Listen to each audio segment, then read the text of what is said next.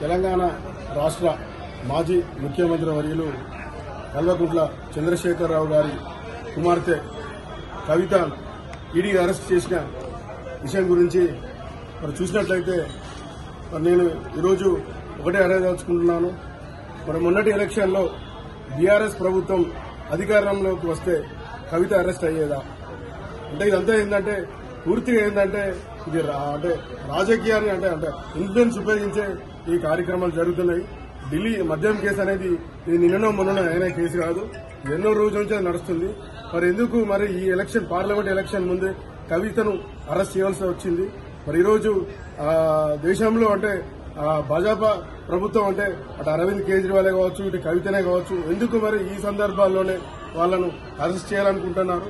కాబట్టి నేను ఒక న్యాయవాదిగా నేను ఊహించిన విషయం ఏంటంటే ఈ పూర్తిగా ఏంటంటే బీజేపీ ప్రభుత్వము అంటే అన్ని రాష్ట్రాల్లో కూడా వాళ్ళ ఆధీనంలో తీసుకోవాలనే విధంగా ఈడీని తర్వాత ఇన్కమ్ ట్యాక్స్ ను రకరకాల వాళ్ళ చేతిలో ఉన్న ఏవేవైతే వ్యవస్థలు ఉన్నాయో వాటిని ఇన్ఫ్లుయెన్స్ చేస్తూ మరి చేస్తున్న క్రియగానే నేను భావిస్తున్నాను.